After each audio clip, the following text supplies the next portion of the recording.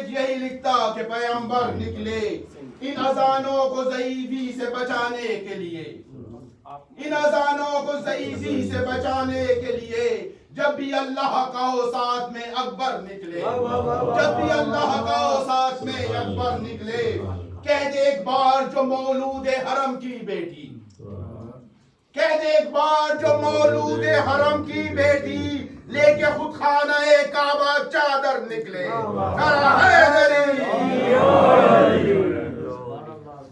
رحم اللہ من یقرأ الفاتحہ۔ بسم اللہ الرحمن الرحیم الحمد للہ رب العالمین الرحمن مالک یوم الدین ایاک نعبد و ایاک نستعین اهدنا الصراط المستقیم صراط الذین انعمت علیہم غیر المغضوب علیہم ولا الضالین۔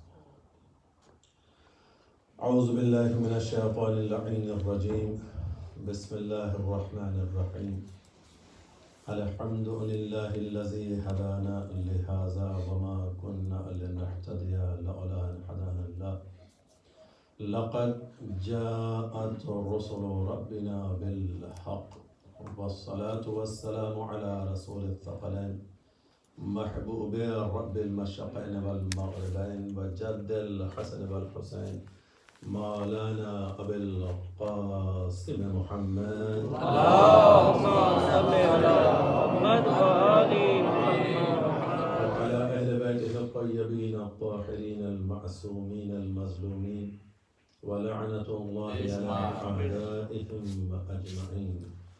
أما بعد فقد قال الله تبارك وتعالى في كتابه المبين والفرقانه الحميد وهو أصدق القائلين.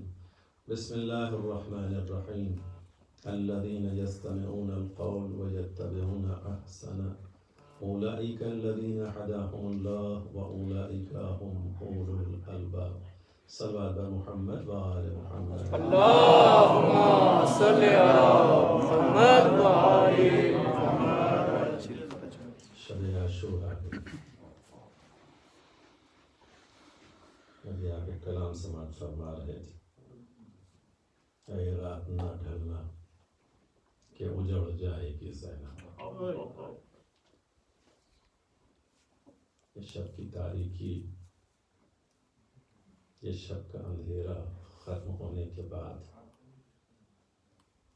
روز عاشور دن ہے قیامت کا دن۔ ایک شب کی مہلت بھی فرزند زہرا نے لی۔ 9 تاریخ کے بعد از عصر ایک شور بلند ہوا۔ امام نے جناب ابوالفضل کو بلایا، بھیا عباس آئے خبر لاؤ یہ کیسا شور ہے۔ جناب عباس نے اپنے ساتھ میں جناب حبیب، جناب زہیر تقریباً 20 افراد کو لیا اور لے کر کے گئے۔ پسر سعد سے سوال پوچھا، یہ بتاؤ کہ یہ کیسا شور؟ کہ ابن زیاد کا پیغام آیا کہ بس اب مہلت کا وقت ختم ہو چکا ہے، سر تن سے جدا کر دیے جائیں، اب فرصت نہیں ہے۔ جناب عباس نے اس پیغام کو سنا، پلٹ کر کے کہا تھا ابن زیاد کا پیغام آیا ہے اور یہ کہا گیا ہے کہ اب فرصت اور مہلت کا وقت نہیں ہے، اب جنگ شروع ہو۔ امام ارشاد فرماتے ہیں، میرے بھائی جا کر کے کہو تمہیں معلوم ہے کہ مجھے تسبیح اور تحلیل پروردگار اور عبادت الہی کا کتنا شوق ہے، ایک شب کی اگر مہلت اور مل جائے۔ جناب ابوالفضل واپس آئے اور پسر سعد سے یہ جملہ کہا، پسر سعد میرے آقا کا کہنا یہ ہے کہ ایک شب کی مہلت ہمیں اور چاہیے۔ پسر سعد نے شمر سے کہا، شمر تمہارا کیا خیال ہے؟ شمر کہتا کہ اگر میں سردار لشکر ہوتا تو میں ایک لمحے کی بھی مہلت نہ دیتا۔ ایک دوسرا شخص گویا ہوا کہ تمہیں شرم نہیں آتی، اگر ترک و دیلن کے غلام بھی تم سے اجازت طلب کرتے تو تم انہیں اجازت دے دیتی۔ فرزند زہرا ایک شب کی مہلت مانگ رہا ہے، اور تم فرزند پیغمبر کے لیے یہ سوچ رہے ہو کہ ایک شب کی مہلت دیں یا نہ دیں؟ یہاں تک کہ آپس میں بہرحال گفتگو کے بعد یہ ایک شب کی مہلت ملی۔ نہ معلوم امام نے ایک شب کی مہلت اپنے لیے لی ہے یا ایک شب کی مہلت حر کو دی ہے، کہ حر یہ آخری شب ہے، اگر اپنے قدم کو بڑھا سکتا ہو باطل سے نکالنے کے لیے اور حق کے راہ میں آ کر کے قربان ہو سکتا ہے، تو یہ آخری مہلت تیرے لیے ہے، آخری موقع تیرے لیے ہے۔ اپنے قدم کو اس شب میں تجھے فیصلہ کرنا ہے کہ کہاں رہنا ہے اور کہاں جانا ہے۔ جو امت کی اصلاح کے لیے نبی کا لال نکلا تھا، بشریت کو حیات دے رہا ہے، اور حر نے بہرحال اس بات کو محسوس کر لیا جب اسے بھی یقین ہو گیا ابن زیاد کے خط کے بعد کہ اب کل جنگ ہو کر کے رہے گی، تو یہ شب حر کی بے چینی اور بے قراری کی شب ہے، حر کے فیصلے کی شب ہے، حر کی راہ حق میں قدم بڑھانے کی شب ہے، یہ شب عاشور۔ مگر نافع بن حلال کے حوالے سے ایک واقعہ نقل کیا جاتا ہے، جب شب عاشور آئی تاریکی پھیل گئی اور ہر ایک اپنی اپنی عبادتوں میں مصروف تھا، تو میں نے یہ دیکھا کہ فرزند زہرا خیمے سے ہٹ کر کے کسی اور جانب جا رہے ہیں۔ جناب حلال بن نافع پیچھے پیچھے چل پڑے۔ امام کے کانوں میں کسی کے قدموں کی چاپ آئی، پلٹ کے پوچھا تم کون ہو؟ آگے بڑھ کے حلال کہتے ہیں مولا میں حلال بن نافع ہوں۔ جیسے ہی یہ جواب دیا تو امام نے پوچھا تم کیوں چلے آ رہے ہو؟ کہا مولا یہ کیسے ممکن ہے کہ آپ خیمے سے دور جا رہے ہوں، نرغے آدھا چاروں طرف سے ہمیں گھیرے ہوئے ہوں، ہم آپ کو تنہا چھوڑ دیں؟ میں نے آپ کو تنہا محسوس کیا، اس لیے میں آپ کے پیچھے پیچھے چلا آیا۔ امام نے حلال کے ہاتھ کو، نافع کے ہاتھ کو اپنے ہاتھ میں اس طرح سے لیا جیسے کوئی دوست کسی دوست کے ہاتھ کو لیتا ہے، لے کر کے چلے اور آگے بڑھتے ہوئے ایک ایک منزل کی طرف اشارہ کرتے جاتے ہیں اور بتاتے جاتے ہیں حلال یہ مقام شہادت حبیب ہے، یہ مقام شہادت زہرقین ہے، یہ مقام شہادت مسلم ابن اوسجہ ہے۔ ایک ایک کی شہادت کی جگہ کو مولا بیان کرتے کرتے آگے بڑھتے جا رہے تھے کہ تھوڑی دیر کے بعد یہ محسوس ہوا کہ حلال نافع بن حلال پیچھے رہ گئے، امام نشیب کی طرف تھوڑا آگے بڑھ گئے۔ جب امام نے محسوس کیا کہ حلال پیچھے رک گئے ہیں تو پوچھا حلال کیا ہوا تمہیں، تم کیوں ٹھہر گئے؟ کہا مولا آپ یہ مجھے کس جگہ لے کر کے آئے ہیں؟ یہ نشیب کی جگہ کیسی جگہ ہے کہ میرے کانوں میں کسی ماں کی رونے کی صدا آ رہی ہے؟ مولا اسی صدا کی وجہ سے میں نے اپنے قدم روک لیے۔ امام ارشاد فرماتے ہیں نافع بن حلال یہ کوئی اور نہیں ہے، اس مقتل میں میری ماں زہرا ہے۔ ہر ایک کی منزل اور مقام شہادت سے آگاہ کرنے والا امام اس شب عاشور میں، اس شب تاریک میں، جہاں تسبیح و تحلیل اور تلاوت قرآن کی آواز اس طرح سے قیام حسینی میں آ رہی تھی کہ جیسے شہد کی مکھیوں کی آواز آتی ہے۔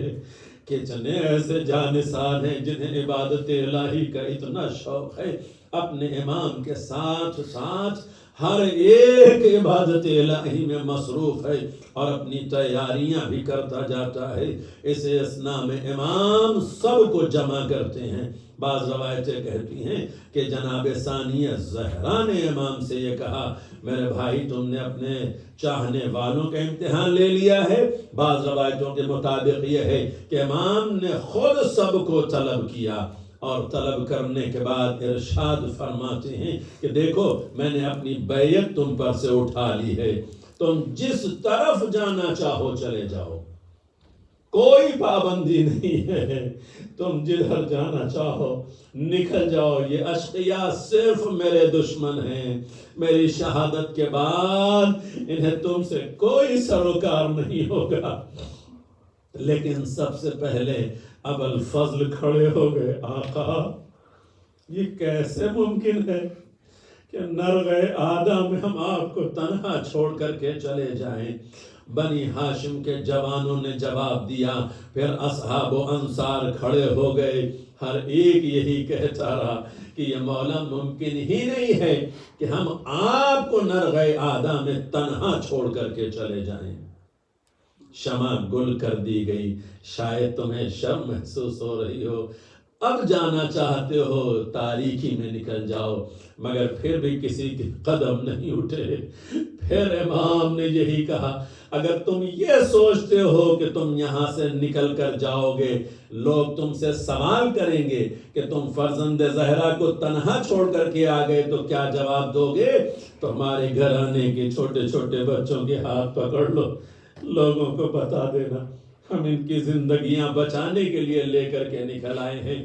مگر عزیزو، پھر بھی جب شمع روشن ہوئی ہے تو یہی اصحاب و انصار کہتے ہوئے نظر آئے، مولا ہم اپنی زندگیاں تو قربان کر سکتے ہیں، ہم اپنے نیزے اپنے سینوں میں پیوست کر سکتے ہیں، مگر آپ کو نرغِ آدم میں تنہا چھوڑ کر کے نہیں جا سکتے۔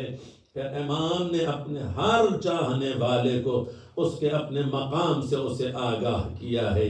تو یہ ہے شب، جس شب میں تمام شہداء کربلا کو اپنی منزل اخروی سے باخبر کیا گیا ہے، ان کے درجات سے انہیں آگاہ کیا گیا ہے، ان کے منزل اور مقام، یہاں تک کہ امام ایک ایک کا نام لے کر کے بتاتے جاتے تھے، یہ تمہارا قصر ہے، یہ تمہاری منزل ہے، یہ تمہارا مقام ہے، یہ تمہیں یہاں اس جگہ پر رہنا ہے، ہر ایک کو خبر دے دی گئی۔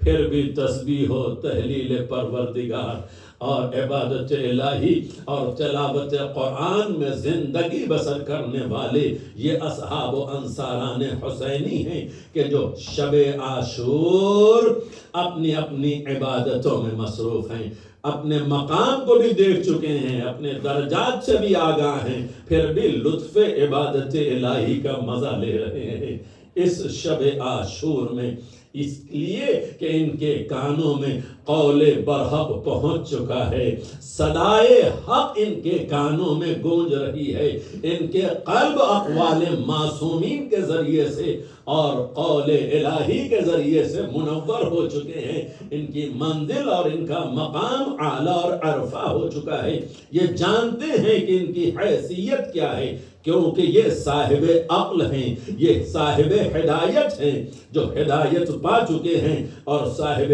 عقل ہیں، ان کی منزل اور یہ مقام یہ ہے کہ ایسے حالات و واقعات میں بھی یہ فیصلہ کر رہے ہیں کہ انہیں کرنا کیا ہے، انہیں حیات دنیاوی چاہیے جزوی طور پر یا حیات اخروی چاہیے اور ابدی زندگی گزارنا چاہتے ہیں، تو اس لیے انہوں نے اپنے عقل و فہم و ادراک کے مطابق شب عاشور یہ طے کر کے بتا دیا ہے پورے زمانے کو اور پوری عالم بشریت کو کہ غور کرنا کہ حیات ابدی کہتے کسے ہیں۔ یہ مختصر سی حیات ہے، یہ دنیاوی زندگی ہماری مختصر سی زندگی ہے، ہمیں نہیں معلوم کہ موت کب آ جائے، کب ہم دامن موت میں جگہ پا جائیں، کب ہم اس دار فانی سے رخصت ہو جائیں، لیکن حیات ہمیشہ کے لیے مل جائے، ایسی حیات کہ جہاں خدا خود یہ اعلان کرے کہ دیکھو جو راہ خدا میں زندگیاں دینے والے ہیں تم ان کی حیات کے بارے میں سوچ بھی نہیں سکتے، فکر بھی نہیں کر سکتے، تم انہیں کہو بھی نہیں کہ وہ مردہ ہیں اور تم ان کے بارے میں سوچو بھی کہ نہیں وہ مردہ ہیں، بلکہ وہ زندہ ہیں اور اللہ کی طرف سے رزق پانے والے ہیں۔ راہ خدا میں قربانی دینے والوں کے لیے خدا یہ کہہ رہا ہے اب ہمیں یہ سوچنا ہے کہ حیات کہتے کسے ہیں، مفہوم حیات کیا ہے۔ اگر آپ غور کرنا چاہیں، اس کائنات کے اندر انسان جب زندگی گزار رہا ہوتا ہے، چاہے ذلت و رسوائی کی زندگی بسر ہو رہی ہو، چاہے مفلسی اور غربت کی زندگی بسر ہو رہی ہو، چاہے پریشانیوں اور دشواریوں کا سامنا انسان کر رہا ہو، مگر کوشش یہی کرتا رہتا ہے کہ کسی نہ کسی ذریعے سے ہماری زندگی سروائیو کرتے ہوئے کمال کی طرف ہم فائز ہو جائیں، کمال کی منزلوں تک ہم پہنچ جائیں اور ہماری تمام در پریشانیاں ختم ہو جائیں۔ لیکن امام ارشاد فرماتے ہیں کہ ذلت کی زندگی سے عزت کی موت بہتر ہے، ذلت کی زندگی سے عزت کی موت بہتر ہے۔ مگر عزیزو، جس امام کا یہ قول ہے وہ بتا بھی رہا ہے کہ عزت کی زندگی کسے کہتے ہیں اور ذلت کی زندگی کسے کہتے ہیں۔ یہ اس کا قول ہے کہ پہچانو، جہاں حق ہوتا ہے تو حق کو اختیار کر لینے کا نام عزت ہے اور باطل کی پیروی کا نام ذلت ہے۔ لہذا ابتدائی منزلوں میں نبی کے لال نے بتا دیا تھا کہ میں کیا ہوں، میری منزل کیا ہے، میرا مقام کیا ہے، اور یزید کیا ہے اور اس کی حیثیت کیا ہے اور اس کا مقام کیا ہے۔ یہ قول امام حسین علیہ السلام ہے، اور وصیت جناب محمد حنفیہ میں یہ تحریری طور پر جملہ امام نے لکھ کر کے بتا دیا ہے کہ میں نکل رہا ہوں اسی لیے امت کی اصلاح کے لیے، کیونکہ امت جد نے ایسے فاسق و فاجر کی پیروی شروع کر دی ہے اور اس کی بیعت کو اختیار کر کے ذلت و رسوائی کی زندگی گزارنا چاہتا ہے۔ ولید کے دربار میں امام کا جملہ کیا ہے؟ میں اہل بیت نبوت، میں معدن رسالت، حق میرے گھر میں آیا ہے، دین یہی پر مان چڑھا ہے، یہی پر ملائکہ کا نزول بھی ہے۔ ساری صفات و کمالات امام حسین علیہ السلام نے بیان فرمائے۔ پھر یزید کے بارے میں، جس کے بارے میں تو بیعت کا مطالبہ کر رہا ہے، جانتا ہے وہ کون ہے؟ وہ قاتل نفس محترمہ ہے، وہ مونل الفسق ہے، اعلانیہ فسق و فجور کرنے والا ہے، شارب الخمر ہے، وہ شراب پینے والا ہے۔ مثلی لا یبایو مثلا، مجھ جیسا اس جیسے کی بیعت نہیں کر سکتا۔ تو یہ عظمت امام حسین بزبان امام حسین علیہ السلام ہے، اہل بیت نبوت، معدن رسالت۔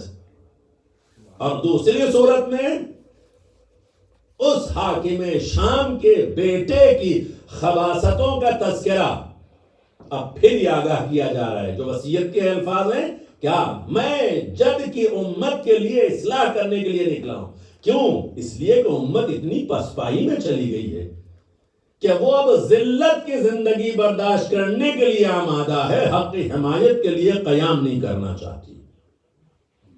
وارث حق یہ کہہ رہا ہے کہ میں ایسے امت کی اصلاح کرنا چاہتا ہوں، لیکن جب میں امت کی اصلاح کرنا چاہتا ہوں تو میرا ارادہ کیا ہے؟ انا اريد امر بالمعروف ونهى عن المنکر، میں انہیں کیا کروں گا؟ معروفات کا حکم دوں گا اور منکرات سے روکوں گا۔ یہ معروفات کا اگر حکم دیا جا رہا ہو تو کون بتا رہا ہے؟ زبان حق سے اگر حق نکل رہا ہو، اس سے بہتر کوئی اور معروفات کا حکم نہیں دے سکتا ہے۔ زبان حق سے جملہ حق ادا ہو رہے ہوں اور قلب میں اتر جائیں تو یقیناً انسان صراط مستقیم پر۔ لیکن اسی کے ساتھ ساتھ امام کا یہ جملہ بہت اہم جملہ ہے قیامت تک کے لوگوں کے لیے، کہ اگر امر و نہیں بھی کرنا مقصود ہو تو اس کا انداز کیسا ہونا چاہیے۔ انا اسیر و سیرت جدی و ابی علی ابن ابی طالب علیہ السلام،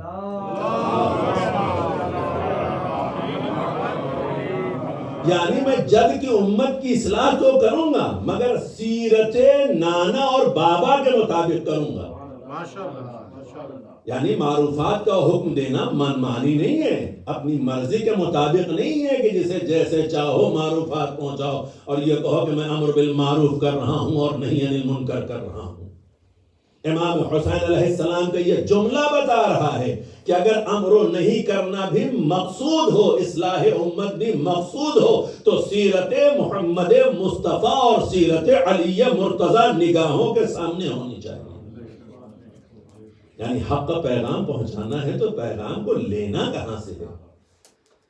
ہر جگہ سے چیزیں جمع نہیں کرنی ہے، بلکہ سیرت پیغمبر اور سیرت علی مرتضیٰ کے مطابق کوئی اور نہیں کر رہا ہے۔ امام وقت کہہ رہے ہیں پنجتن کی آخری نشانی ہے، انوار خمسہ کا حصہ ہیں، چادر تطہیر میں بھی جمع ہونے والے اور آیہ تطہیر کے حصار میں رہنے والے امام حسین علیہ السلام ارشاد فرما رہے ہیں۔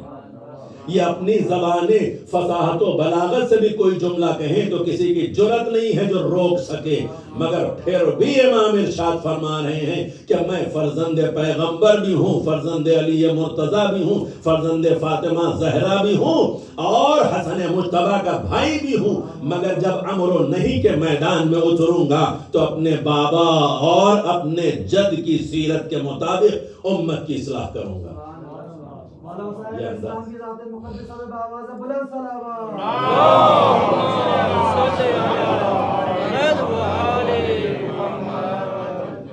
یہ جملہ تو امام حسین علیہ السلام کا ہے، مگر قرآن مجید میں صاحبان ایمان کے لیے بھی ایک بات کہی گئی ہے، ان کی بھی صفت کو بیان کیا گیا ہے، ان کی بھی کردار کی وضاحت کی گئی ہے، مومنین کی اور مومنین کی کردار سے پہلے منافقین کی بھی بات کی گئی ہے۔ منافقین کے لیے اللہ نے سورہ توبہ میں کیا ارشاد فرمایا ہے؟ المنافقون والمنافقات بعضهم من بعض۔ یہ منافقین اور منافقات یہ بھی آپس میں ایک دوسرے کے ساتھ ہیں۔ یأمرون بالمنکر وینہون عن المعروف، یہ منکرات کا حکم دیتے ہیں اور معروفات سے روکتے ہیں۔ وَيَقْبِضُونَ أَيْدِيهِمْ، اور ان کے ہاتھ ہمیشہ بند رہتے ہیں، یعنی انفاق فی سبیل اللہ ان کے یہاں نہیں ہے۔ جانتے ہیں شیطان ہمیشہ وسوسہ پیدا کراتا رہتا ہے، راہ خدا میں نکالو گے تو جیب ہلکی ہو جائے گی، راہ خدا میں انفاق کرو گے تو تمہارا پیسہ کم ہو جائے گا، راہ خدا میں کسی غریب کی، مفلس کی، کسی کی مدد کرو گے، یتیم کی، بیوہ کی، تو تمہارا مال چلا جائے گا۔ لہذا ان کے ہاتھ ہمیشہ بند رہتے ہیں۔ جب مومنین کی گفتگو کی گئی ہے تو خدا کیا کہہ رہا ہے؟ اسی سورہ توبہ میں ارشاد فرما رہا ہے المؤمنون والمؤمنات بعضهم اولیاء من بعض، مومنین اور مومنات آپس میں ایک دوسرے کے ولی ہیں، نگہبان ہیں، سرپرست ہیں، ساتھی ہیں، حمایتی ہیں، ہمدرد ہیں، جتنے معنی مراد لے لیجئے ولی کے۔ اور ہم سب جانتے ہیں کیونکہ ہمارے اوپر ولیوں کا ہی سلسلہ قائم رہتا ہے، باپ کو بھی ولی کہا گیا ہے۔ بچوں کے لیے باپ کی ولایت، والدین کی ولایت، اس کا تذکرہ کیا گیا ہے۔ یہی سے اہمیت کا اندازہ ہوتا ہے کہ جو اپنے ولیوں کا احترام کرتے ہیں انہی کے سمجھ میں آتا ہے کہ ولی کا مفہوم کیا ہے۔ اور اگر گھر کے اندر والدین ہی کی عزت و تکریم نہ کی جائے تو پھر وہ کیا جانے کہ امام ولی کیسا ہوتا ہے، نبی ولی کیسا ہوتا ہے، اور خدا کی ولایت کا مفہوم کیا ہے۔ لیکن ابتدائی طور پر جب انسان اس منزل پر فائز رہتا ہے، جانتا ہے ہماری جتنی بھی مجبوریاں تھیں، ہماری جتنی بھی کمزوریاں تھیں، ہماری جتنی بھی ضروریات تھی، ان سب پر انہوں نے نظر جمائے رکھی اور ہر شے کو پورا کرتے رہے۔ اسی لیے کیا کہا گیا ہے کہ والدین کے حق میں آپ ان کے احسان کا بدلہ نہیں دے سکتے ہیں۔ جب بدلہ نہیں دے سکتے ہیں تو اس بارگاہ الہی میں دعا کرو، قل رب ارحمہما کما ربیانی صغیرا، پروردگارا تو ان پر اسی طریقے سے ربوبیت فرما جیسی انہوں نے ہم پر فرمائی ہے۔ جس طریقے سے انہوں نے پرورش، پالنے والا رب کہتے ہیں پالنے والے کو، تو جس طریقے سے انہوں نے ہماری پرورش کی ہے، ہمارا خیال رکھا ہے، تو جب انہوں نے ہمارا خیال رکھا ہے پروردگارہ، تو اسی طریقے سے ان کا خیال رکھ۔ ایک بچے کے لیے جو کم سن میں ماں باپ کا جو رحم و کرم ہوتا ہے کسی اور کا نہیں ہوتا ہے. چھوٹا سا پرندہ اپنے بچوں کی حفاظت کے لیے بڑوں سے ٹکرا جاتا ہے. تاریخ یہی ہے نا. تو عزیزان محترم، اگر یہ بچے، یہ اولادیں اپنے اس ولی کی عزت و تکریم کرتے ہیں تو یقیناً انہیں یہ احساس ہونا چاہیے، اور یہی عزت و تکریم انہیں امام کی ولایت اور معرفت کی طرف لے جاتی ہے. انہی کی آغوش سے جب ہم پروان چڑھتے ہیں تو وہ محبت بھی ہمارے دلوں میں یہیں سے منتقل کی جاتی ہے. لیکن اب آپ یہ سمجھیں خدا کیا کہہ رہا ہے کہ مومنین اور مومنات بھی آپس میں ایک دوسرے کے ولی ہیں. المؤمنون والمؤمنات بعضهم اولیاء من بعض یأمرون بالمعروف وینہون عن المنکر. یہ معروفات کا حکم دیتے ہیں اور منکرات سے روکتے ہیں. منافق کیا کرتے ہیں؟ منکرات کا حکم دیتے ہیں اور معروفات سے روکتے ہیں. مومنین جب آپس میں ایک دوسرے کی ولایت کرتے ہیں تو کیا کرتے ہیں؟ یہ معروفات کا حکم دیتے ہیں اور منکرات سے روکتے ہیں. یقیمون الصلاۃ و یؤتون الزکوٰۃ. یہ نماز کو قائم کرتے ہیں اور زکوٰۃ ادا کرتے ہیں. یعنی ان کے ہاں انفاق فی سبیل اللہ ہے. منافق کے ہاں یہ ہے کہ وہ نکلنے نہ پائے. ان کی صفت یہ بیان کی گئی ہے کہ یہ عبادت الہی کو بھی فراموش نہیں کرتے اور اس کے راہ میں انفاق بھی کرتے رہتے ہیں، زکوٰۃ بھی ادا کرتے رہتے ہیں. اس سے آگے بڑھ کر کے ایک صفت اور بیان کی گئی ہے، یطیعون اللہ ورسولہ. یہ اللہ اور اس کے رسول کی اطاعت بھی کرتے ہیں. اللہ اور اس کے رسول کی اطاعت کرتے ہیں تو مومنین ولایت کرتے ہیں ایک دوسرے کی، مومنین حمایت کرتے ہیں ایک دوسرے کی، مومنین ایک دوسرے کی مدد و نصرت کرتے ہیں، ایک دوسرے کی سرپرستی کرتے ہیں. یہ میرے جملے نہیں ہیں، میں بتا رہا ہوں. سورہ توبہ میں جا کے خود پڑھیے گا، یہ سورہ توبہ کی آیات ہیں جسے آپ سورہ براعت کہتے ہیں. مشرکین کے سامنے جسے جا کر کے کسی اور نے نہیں بیان کیا ہے، اس ذات مقدس نے بیان کیا ہے کہ جسے علی بھی کہا گیا ولی بھی کہا گیا ہے.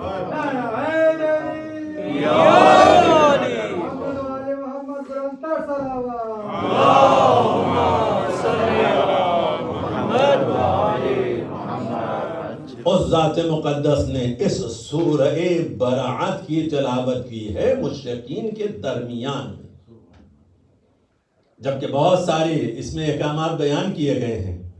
مشکل تھا کسی اور کے لیے بیان کرنا، لیکن بیان کرنے کے لیے خدا نے کیا کہا محمد مصطفیٰ سے؟ یہ آپ جائیے یا جس میں آپ جیسی صفات و کمالات ہیں وہ جائے. اور جانے والا بھی گیا ہے تو وہ گیا ہے کہ جو خانہ خدا میں آیا تھا اور اس سورے کی تلاوت کی ہے تو خانہ خدا کے اوپر جا کر کے کی ہے. خانہ خدا کے اوپر چڑھ کر کے پھر اس پورے سورے کی تلاوت کی اور پورے سورے کو بیان کیا ہے.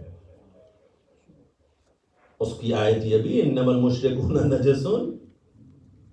اب تمہیں یہاں سے نکلنا ہے، تمہیں یہاں سے چھوڑنا ہے، اب تم یہاں قیام نہیں کر سکتے ہو. اور اسی کے درمیان میں یہ صفت بھی مومنین کی اور منافقین کی بھی بیان کی گئی ہے. لہذا عزیزان محترم، دو خطبے ایسے ہیں جو خانہ کعبہ کے اوپر سے دیے گئے ہیں. ایک تو سورہ براعت کا اعلان امیر المومنین نے کیا ہے، دوسرا مکے کو چھوڑتے ہوئے جناب ابوالفضل نے خانہ کعبہ کی چھت پر جا کر کے خطبہ دیا ہے. اور حق کے بیان کرنے کا حق ہے بھی انہی کو، یا علی کو ہے یا وارث علی کو ہے. کسی کی جرأت و ہمت نہیں ہے جو روک سکے یا ٹوک سکے. اور یہ خطبہ بیان کر کے پھر مولا وہاں سے نکلے ہیں. تو عزیزان محترم، اگر مومنین ایک دوسرے کے ولی ہیں، منافقین ایک دوسرے کے ساتھی ہیں، تو یہ بھی قرآن مجید میں بیان کیا گیا ان الظالمین بعضهم اولیاء من بعض. یہ ظلم کرنے والے بھی آپس میں ایک دوسرے کے حمایتی اور ساتھی ہیں. ظلم کرنے والے. واللہ ولی المتقین، اللہ صاحبان تقوی کا ولی ہے. جو صاحبان تقوی ہیں اللہ ان کی ولایت کرتا ہے، ان کی مدد و نصرت کرتا ہے، ان کی سرپرستی کرتا ہے، ان کی نگہبانی کرتا ہے.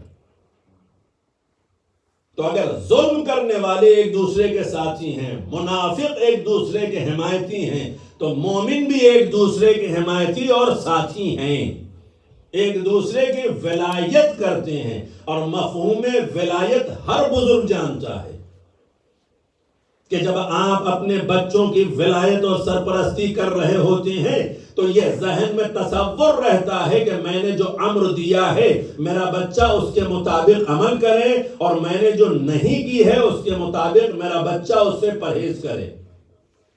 یہ ہر صاحب اولاد کی فکر کی بات ہے. اور اگر کہیں امر و نہیں کے خلاف کوئی بات ہو جائے تو کتنا گرا گزرتا ہے. بس نہ چلے کہ بچے کے اوپر اتنا تشدد کیا جائے کہ آئندہ وہ کسی نہیں پر عامل نہ ہو. یہ اور بات ہے کہ ان ممالک میں مجبوری ہے. پیرنٹس بھی جانتے ہیں کہ اگر کہیں تھوڑا سا تشدد کیا اور ظاہر ہو گیا، ٹیچر کو پتہ چل گیا، اس نے سوشل ورکر کو بلا لیا تو دشواری ہے، یا اگر بچے ہی نے ایمرجنسی کال ڈائل کر دی تو پریشانی ہے نا. ذرا سا خوف پیدا ہوا، کہنے لگے جو تشدد کا مزاج اپنے یہاں تھا وہ یہاں بھول گئے. یہی ہوتا ہے نا، ایک خوف. تو جو خوف ہمیں ان مملکتوں میں رہ کر کے ہمیں تشدد سے روک سکتا ہے، اس قادر مطلق کی مملکت میں رہ کر کے کیا پوری امت مسلمہ کو تشدد سے نہیں روک سکتا؟ یہ آج جو یہ امت ذلیل و رسوا اور بدنام ہو رہی ہے کہ دہشت گرد ہیں یہ، اور اس طریقے سے ظلم و ستم ڈھانے والے ہیں، تشدد کرنے والے ہیں، تو کیا اس امت مسلمہ کو یہ غور نہیں کرنا چاہیے کہ اس امت مسلمہ سے کوئی بھی تشدد ظاہر نہ ہونے پائے جسے زمانہ سبب قرار دے کر کے اس امت کو ذلیل و رسوا کرے؟ یہ اسی وقت ممکن ہے کہ جب اس کی ولایت و قدرت کا احساس اس امت کو ہو جائے، اگر اس کا خوف ہمارے دلوں میں پیدا ہو جائے. جبکہ اس قوم و ملت کے لیے کیا کہا گیا ہے؟ ان الذین آمنوا وعملوا الصالحات اولئک هم خیر البریہ جزاؤہم عند ربہم جنات عدن تجری من تحتها الانہار. کس کے لیے ارشاد فرمایا گیا؟ صاحبان ایمان کے لیے، اعمال صالحہ کے لیے، کہ یہ امت خیر بریہ ہے اور ان کے لیے جنت عدن ہے جس کے نیچے نہریں جاری ہیں. اور اس سے آگے بھی ارشاد فرمایا گیا رضی اللہ عنہم ورضوا عنہ، اللہ ان سے راضی ہے، یہ اللہ کے فیصلے سے راضی ہیں. لیکن یہ کون افراد ہیں؟ ذالک لمن خشی ربہ، جن کے دلوں میں خشیت الہی پائی جاتی ہے، خوف خدا پایا جاتا ہے. جن کے دلوں میں خوف خدا پایا جاتا ہے. تو اگر خوف خدا پایا جاتا ہے، بچوں کے دلوں میں والدین کا خوف پایا جاتا ہے، تو جب تک ان کی حصار میں رہتے ہیں، جانتے ہیں کہ ان کی نظر ہم پر ہے، اس وقت تک یہ بھی سہمے ڈرے رہتے ہیں، نہیں کرتے کچھ. لیکن جب حدود سے نکل جاتے ہیں، کہاں جا رہے ہیں آپ؟ کالج جا رہا ہوں، یونیورسٹی جا رہا ہوں، دوست کے یہاں جا رہا ہوں، تھوڑا سا ہوم ورک باقی وہ کرنے کے لیے جا رہا ہوں. اب اس ولی کی، ان والدین کی نظریں نہیں ہیں ان پر، حدود سے نگاہ کے نکلے، خوف ختم ہو گیا. ادھر خوف ختم ہوا، ادھر اب یہ سمجھنے لگے کہ ہم جو کچھ بھی کریں گے انہیں کیا خبر. لیکن وہ قادر مطلق یہ کہتا ہے کہ پوری کائنات میں تم مجھ سے کہیں پوشیدہ ہو ہی نہیں، تم کہیں بھی چھپنا چاہو تو مجھ سے چھپ نہیں سکتے ہو. اور یہ بہت مشہور واقعہ بچوں کے سامنے ہزاروں مرتبہ پیش کیا جا چکا کہ ایک استاد نے اپنے بچوں سے کہا کہ یہ مرغیاں لو اور جا کر کے ایسی جگہ ذبح کر کے آؤ جہاں تمہیں کوئی نہ دیکھ رہا ہو. سب گئے چھپ چھپا کر کے ذبح کر کے لے کر کے آ گئے. ایک بچہ ٹہلتا گھومتا ہوا دوسرے دن زندہ مرغے لے کر کے آیا. اس سے استاد نے پوچھا سب نے ذبح کر دیا تم نے کیوں نہیں کیا؟ کہا آپ نے یہ کہا تھا ایسی جگہ ذبح کرنا جہاں کوئی دیکھ نہ رہا ہو. میرا خدا مجھے ہر جگہ دیکھ رہا تھا. میرا خدا مجھے ہر جگہ دیکھ رہا تھا. یہی جناب یوسف کا واقعہ, یہی دیگر انبیاء کا واقعہ تمام انبیاء نے, تمام ائمہ نے, تمام اوصیاء نے, تمام اولیاء نے بتایا. وہ قادر مطلق جو کائنات کا بنانے والا ہے, جو تمہیں وجود عطا کرنے والا ہے, کوئی بھی ایسی جگہ نہیں ہے جہاں تم اس سے پوشیدہ رہ سکو. کوئی بھی ایسی جگہ نہیں ہے. تو اگر خشیت الہی پائی جائے گی تو ہے کوئی ایسی جگہ کہ ہم یہ تصور کریں کہ گناہ کے لیے اپنے قدم آگے بڑھائیں اور وہ ہمیں نہ دیکھ رہا ہو. ایک شخص آیا خدمت امام حسین علیہ السلام, اللہم صلی علی محمد و آل محمد. یہ شب عاشور ہے, تھوڑا سا وقت ممکن ہے کہ زیادہ ہو جائے, اور یہ شب ہی ایسی ہے کہ جس میں حکم دیا گیا ہے کہ بیدار بھی رہو, تلاوت قرآن عبادت الہی میں مصروف رہو اور ذکر مظلوم کربلا کرتے رہو. اس شب کے لیے 4 رکعت نماز سے بھی تذکرہ ہے اور مصائب و عالم اہل بیت اطہار کی گفتگو کی گئی ہے. لہذا اس مناسبت سے اگر تھوڑا وقت ہو جائے تو کوئی مسئلہ نہیں ہے. لیکن عزیزو, جب وہ شخص خدمت امام میں آیا, آنے کے بعد کہتا ہے فرزند پیغمبر کوئی ایسا فارمولہ بتا دیں کہ مجھ سے جو غلطیاں ہو جاتی ہیں وہ بھی جاری رہیں اور نجات بھی مل جائے. مطلب ہم نافرمانی بھی کرتے رہیں اور اس سے باز پرس بھی نہ ہو. تو امام حسین علیہ السلام نے ایک بہترین فارمولہ بیان فرمایا اور یہ حقیقت بھی ہے. ایز ایگزامپل, اس ملک میں آپ رہتے ہیں, یہاں کے ملکی جو قوانین ہیں اگر آپ کو پسند نہیں ہیں تو آپ سے کیا کہا جائے گا؟ بھائی آپ کو اس ملک کا قانون پسند نہیں, آپ کسی اور ملک پہ چلے جائیے. اللہ کی دنیا بہت وسیع ہے, یہاں ہمیں یہ چیز پسند نہیں, ہم دوسری جہاں چلے جائیں, کوئی مسئلہ نہیں, وہاں جا کر کے جو چاہیں کریں. لیکن جب تک آپ اس مملکت میں رہیں گے آپ پر یہ قانون نافذ ہوگا, اور جب کبھی اس کے خلاف ورزی ہوگی گرفت میں انسان آ جائے گا. امام ارشاد فرماتے تو ایسا کر کہ مملکت خدا سے نکل جا, اس کے بعد تیری مرضی جو چاہے تو کر, میں وعدہ کرتا ہوں. کہا مولا یہ کیسے ممکن ہے کہ اس کی مملکت سے نکل جائے؟ کہا اچھا اس کی مملکت سے نہیں نکل سکتے تو ہم دوسرا کام کرتے ہیں, بینیفٹس لیتے ہیں. ہوتا ہے نا بہت سوشل ورکر جو سوشل بینیفٹس جو ملتے ہیں بعض احباب کو, وہ افراد اسے بھی لیتے ہیں. کائنات میں ہر سوشل بینیفٹس اللہ ہی کا عطا کیا ہوا ہے. امام نے ارشاد فرمایا پھر دوسرا یہ کام کر کہ جو رزق تجھے اللہ نے دیا ہے اس رزق کو تو چھوڑ دے, کہیں اور سے اپنا رزق تلاش کر لے. فرزند پیغمبر یہ بھی نہیں ہو سکتا. کہا اچھا تیسرا کام یہ کرو, جب اس کا نمائندہ آئے تمہاری روح قبض کرنے کے لیے تو اسے اپنے پاس سے واپس کر دینا کہ بھائی ہم تمہارے اختیار میں نہیں ہیں, تم ہماری روح کو پلٹا کے نہیں لے جا سکتے. نہ اس کی مملکت سے تم نکل سکتے ہو, نہ اس کے رزق کو چھوڑ سکتے ہو, اور جب اس کا نمائندہ تمہاری روح قبض کرنے کے لیے آئے گا جب تم اسے روک نہیں سکتے ہو تو پھر تمہاری ذمہ داری یہ ہے کہ اس کی اطاعت میں زندگی بسر کرو, اس کی نافرمانیوں سے اپنے آپ کو بچاؤ.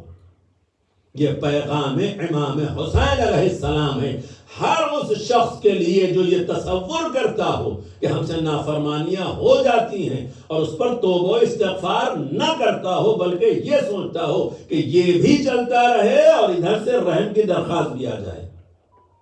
تو یہ چیز ممکن نہیں ہے اور یہ مومن کی علامت بھی نہیں ہے, مومن کی شان و شوکت کے خلاف ہے.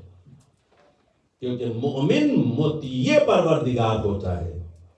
وَيُطِيعُونَ اللَّهَ وَرَسُولُهُ, یہ صاحبان ایمان ایسے ہیں کہ جو اس کے اللہ اور رسول دونوں کی اطاعت کرتے ہیں.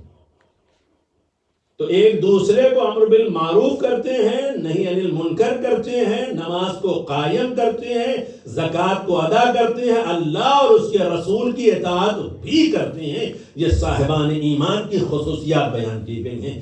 دوسروں کی صفات اور خصوصیات اللہ نے الگ بیان فرمائی ہیں، لیکن یہ بتا دیا گیا ہے ہر بشر کو کہ ظلم کرنے والے آپس میں ایک دوسرے کے ساتھی ہیں۔ کتنے قبائل دشت کربلا میں جمع ہو گئے صرف مال و اسباب کے لیے، صرف اقتدار کے لیے۔ پسر سعد بن وقاص کا بیٹا ہے۔ بہت لوگوں نے سمجھایا تھا فرزند زہرا کے خلاف مت جنگ پر آمادہ ہونا، لیکن ابن زیاد نے کہا اگر تو یہ چاہتا ہے کہ تجھے رے کی حکومت مل جائے تو میں وعدہ کرتا ہوں۔ امام حسین کیا کہہ رہے تھے؟ اے پسر سعد، تو رے کی حکومت کا ایک دانہ بھی اس سے فیض حاصل نہیں کر سکے گا۔ حق کی زبان سے یہ بتایا جا رہا تھا، امر نہیں کیا جا رہا تھا، مگر سمجھ میں نہیں آ رہا تھا۔ جب حق کی بات سمجھ میں نہیں آتی تو پسر سعد جیسا چاہے جتنا نسبی اعتبار سے کسی سے رشتہ ہو، لیکن دنیاوی حرص و حوث کی بنیاد پر اس ظلم و زیادتی پر آمادہ ہو گیا کہ وہی پسر سعد جو یہ اعلان کر رہا ہے کہ پہلا تیر میں روانہ کر رہا ہوں،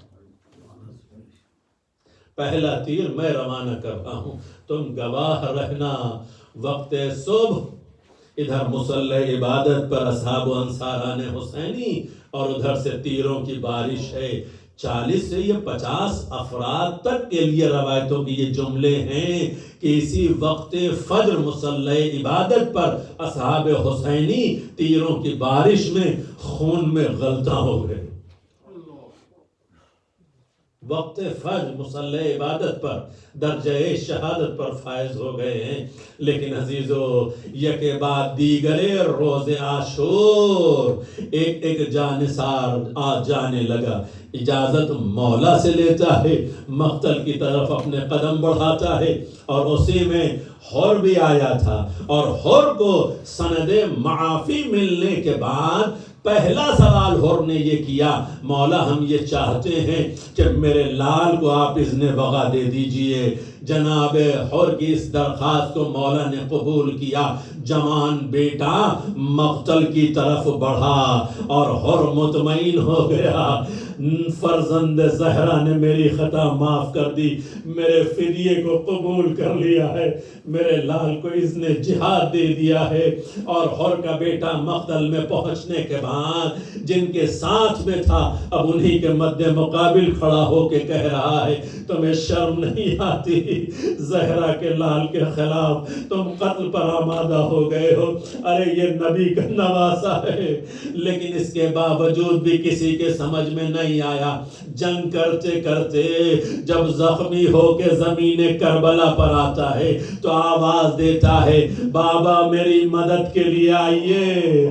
ادھر سے جناب حر اٹھتے ہیں کہ اپنے جوان بیٹے کی صدا پر لبیک کہیں۔ امام نے کہا بھیا عباس ارے حر کے بازوؤں کو تھام لو، کڑیل جوان کی میت پر ضعیف باپ اس طرح سے نہیں جایا کرتے۔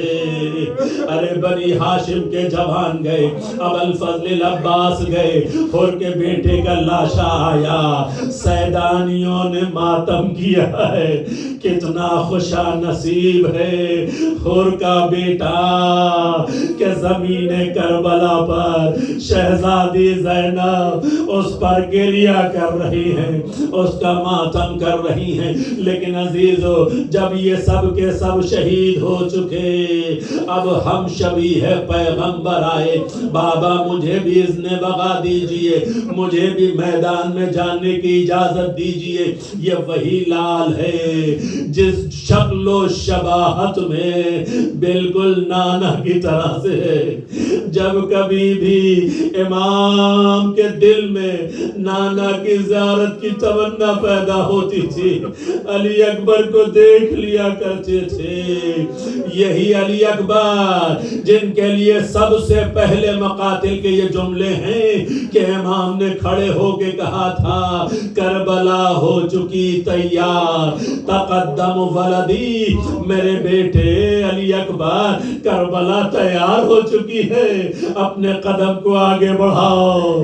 ارے اصحاب و انصار نے آگے آ کے کہا مولا یہ ممکن ہی نہیں ہے کہ ہم موجود ہوں اور ہم شبیہ پیغمبر تہتے کر دیا جائے، لیکن اب یہ وقت آخر آن پہنچا، کوئی نہیں ہے جو خدمت امام میں آگے بڑھ کر کے کہے مولا میری جان حاضر ہے، سب اپنی جانیں قربان کر چکے۔ علی اکبر نے جب امام سے یہ جملہ کہا تو مولا ارشاد فرماتے ہیں جیسے کہ اور بنی ہاشم کے جوانوں سے کہا تھا جاؤ پہلے خیمے میں اپنی ماں سے اجازت لے کر کے آؤ، جناب علی اکبر سے بھی ارشاد فرمایا، جناب علی اکبر آئے خیمے میں، آ کے ماں کے قریب بیٹھ گئے۔ اماں ارے اشقیاء مسلسل آوازیں دے رہے ہیں حسین کوئی اور ہو تو بھیجو، ماں مجھے اجازت دے دو۔ جناب ام لیلہ کہتی ہے بیٹا میں نے تو تمہیں اجازت دے دی مگر اس پھوپھی سے جا کے اجازت طلب کرو جس نے تمہیں 18 برس چکیاں پیس پیس کے پالا ہے۔ آ کر کے ثانیہ زہرا کے قریب بیٹھ گئے۔ پھوپھی اماں ارے سن رہی ہیں، اشقیاء مسلسل طنز کر رہے ہیں، پھوپھی اماں مجھے اذن بغا دیجئے۔ جناب ثانیہ زہرا نے خدا حافظ کہا، جناب علی اکبر خدمت امام میں آئے۔ اے صاحبان اولاد ذرا اپنے دلوں پر ہاتھ رکھ کر کے سوچو کہ کڑیل جوان بیٹا باپ اس کے سامنے اس دنیا سے رخصت ہونا چاہتا ہے اور کوئی عام بچہ نہیں ہے، شکل و شباہت میں مثل نبی ہے، جس کی صدا بھی نانا کی طرح سے ہے۔ ارے وہی ہم شبیہ پیغمبر جب خدمت امام میں پہنچا، امام نے انہیں تیار کیا اور تیار کرنے کے بعد اب رخصت کر رہے ہیں تو بارگاہ الہی میں بھی ہاتھوں کو بلند کر دیا، پروردگارا تیری بارگاہ میں اسے بھیج رہا ہوں جو شکل و شباہت میں تیرے نبی کی طرح سے ہے، پروردگارا تیری بارگاہ میں اسے بھیج رہا ہوں جو بالکل نانا کے مشابہ ہے۔ علی اکبر چند قدم چلے تھے کہ کانوں میں آواز آئی کہ پیچھے پیچھے کوئی چلا رہا ہے۔ اب جو پلٹ کے دیکھا تو بابا کمر کو تھامے چلے آ رہے ہیں، بھائی کی جدائی سے کمر شکستہ ہو چکی۔ ارے فوراً سواری سے اترے، بابا آپ تو مجھے رخصت کر چکے تھے۔ بعض ذاکرین کہتے ہیں امام نے ارشاد فرمایا میرے لال کاش تم بھی صاحب اولاد ہوتے، اے میرے لال علی اکبر میں تمہیں روکنے نہیں آیا، جاؤ مقتل میں جاؤ، مگر میرے بیٹا جب تک ممکن ہو پلٹ پلٹ کر اپنی شکل دکھاتے جانا۔ امام در خیمہ پہ کھڑے ہوئے، علی اکبر مقتل میں گئے، جنگ کرتے کرتے دشمنوں کو تہے تیر کرتے رہے، ایک مرتبہ پھر پلٹ کر کے آئے ہیں، خدمت امام میں آئے اور آنے کے بعد کچھ گفتگو ہوئی ہے۔ امام نے اپنی انگشتری اتار کر کے علی اکبر کو دی، امام کے انگشتری کو لے کر کے علی اکبر نے اپنے دہن میں رکھا، کچھ سردی محسوس کی، پھر مقتل کی طرف پلٹے۔ اور یہ مقتل سے آئے کیوں تھے؟ کیونکہ جناب ام لیلا نے بارگاہ الہی میں دعا کر دی تھی، اے یوسف کو یعقوب سے ملانے والے، اے اسماعیل کو ہاجرہ سے ملانے والے، علی اکبر کو فرزند زہرا سے دوبارہ ملا دے۔ یہ آخری زیارت تھی ہم شبیہ پیغمبر کی کہ جو امام حسین نے کی، لیکن دوسری مرتبہ جب علی اکبر گئے اور جنگ کر رہے تھے، پسر سعد کی صدا گونجی، تنہا تنہا جنگ ان سے ممکن نہیں ہے، چاروں طرف سے حملہ شروع کر دو۔ بنی ہاشم کا چاند نرغے آدھا میں گھرا اور ایک نیزہ سینے اکبر پر لگا۔ ہم شبیہ پیغمبر زمین کربلا پر آئے، مگر مقتل میں جب بھی کوئی مجاہد زمین کربلا پر آیا تو مولا کے لیے مدد و نصرت کی صدا دیتا رہا، لیکن جب علی اکبر آئے ہیں تو آواز دیتے ہیں بابا سلام آخر قبول ہو۔ جانتے ہیں بابا صبح مسلسل لاشیں پہ لاشیں اٹھا کر لا رہے ہیں، لیکن جیسے ہی امام نے یہ جملہ سنا، آواز دی میرے لال تمہاری جدائی سے میری دنیا تاریک ہو گئی ہے۔ اٹھتے ہیں پھر بیٹھ جاتے ہیں، پھر مقتل کی طرف چلتے ہیں، کہتے جاتے ہیں یا علی یا علی، نہیں معلوم نجف کے بابا کو بلا رہے ہیں یا علی اکبر کو صدا دے رہے ہیں۔ بابا بنیامین زائل ہو گئی، علی اکبر مارے گئے، یا کہہ رہے ہیں بیٹا باپ کو دکھائی نہیں دیتا، بیٹا آنکھوں کا نور ہوتا ہے، بھائی پشت کی مضبوطی کا ذریعہ ہوتا ہے، ارے ادھر بیٹے کی جدائی ہے۔ امام مقتل میں پہنچے اور جب علی اکبر کے قریب پہنچے تو ذاکرین بیان کرتے ہیں جب کبھی مولا علی اکبر سامنے ہوتے تھے تو جناب علی اکبر اپنے دونوں ہاتھوں کو عزت و تکریم کے اعتبار سے بلند کر کے بابا کو سلام بھی کرتے تھے اور جھک بھی جاتے تھے، لیکن اب آج مقتل میں جب امام پہنچے ہیں تو جناب علی اکبر نے صرف ایک ہاتھ اٹھایا ہے، دوسرا ہاتھ سینے اکبر پر ہے۔ امام نے تڑپ کر پوچھ لیا میرے لال یہ معمول کے خلاف تم نے کیوں کیا؟ میں جانتا ہوں تم زخمی ہو اٹھ نہیں سکتے، مگر ہاتھوں کو تو بلند کر سکتے تھے۔ مگر علی اکبر کہتے ہیں بابا ارے سینے میں نیزے کی یعنی ہے، میں کہوں گا خلیل خدا ذرا زمین کربلا پہ نظر ڈالو، اسماعیل تمہاری نگاہوں کے سامنے تھا، تم نے آنکھوں پہ پٹی باندھ لی تھی، ارے آج حسین مظلوم کڑی الجوان بیٹا نگاہوں کے سامنے ہے، نیزے کی یعنی سینے میں پیوست ہے۔ جیسے ہی جناب علی اکبر نے ارشاد فرمایا بابا نیزے کی یعنی سینے میں ٹوٹ گئی، ظالم نے توڑ کر کے نیزہ نکال لیا ہے۔ عزیزو امام نے اپنے گھٹنوں کو زمین کربلا پہ رکھا، آستینوں کو بلند کیا، نیزے کی یعنی پکڑ کر کے نکالنا چاہتے تھے کہ پشت سے کسی کی آواز آئی السلام علیک یا ابا عبداللہ، السلام علیک یا ابن رسول اللہ۔ امام مڑے، عالم غربت میں تو کون ہے جو مجھے سلام کر رہا ہے؟ آنے والے نے اتنا کہا انا قاصد صغرا، فرزند زہرا صغرا کا خط لے کر کے آیا ہوں۔ امام نے خط صغرا کو لیا، اب جو کھولا لکھا تھا بابا آپ نے مجھ سے وعدہ کیا تھا میں جہاں قیام کروں گا بھیا علی اکبر کو لینے کے لیے بھیجوں گا۔ امام نے خط صغرا کو ارے سینے اکبر پہ رکھ دیا، خون کا فوارہ اچھلا۔ امام کہتے ہیں قاصد صغرا جلد سے جلد اس مقتل کو چھوڑ دے، اس سے پہلے کہ میری صدا استغاثہ بلند ہو۔